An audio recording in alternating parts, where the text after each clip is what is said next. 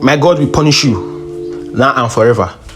These were Mazi Nnamdi Kanu's last words as he was dragged out of court after Justice James Omotosho sentenced him to life in prison. Since that day, Omotosho hasn't no peace.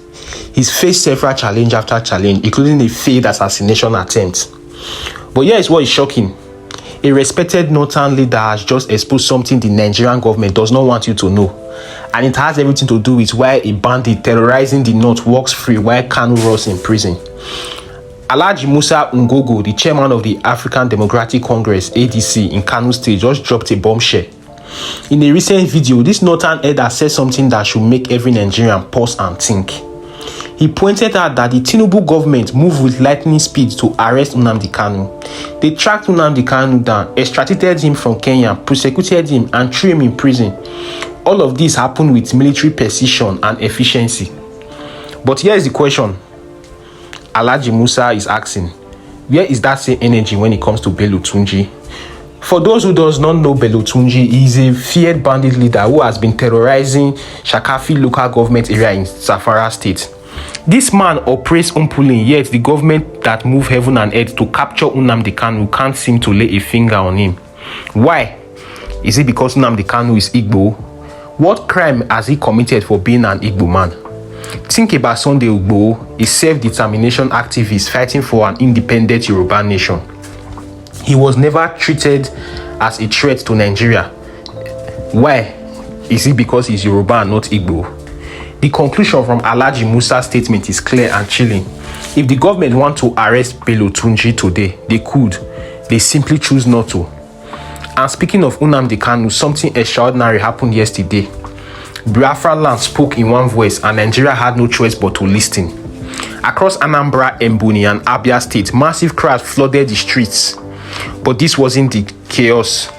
This wasn't violence. This was discipline. This was organization. This was power. The message was simple and clear. Release Nnamdi Kanu.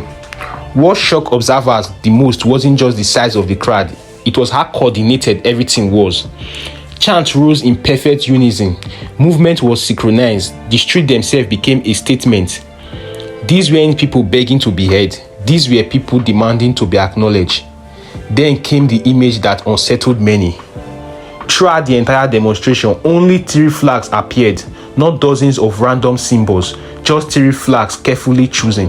The Biafra flag stood at the center, flanked by flags of the United States and Israel. No one explained it, no one needed to. The symbolism cut through the noise like a knife. It was an alignment that raised questions Nigeria has spent decades trying to avoid. What kind of protest wave only 3 flags? What kind of movement spark calmly yet rattles an entire nation?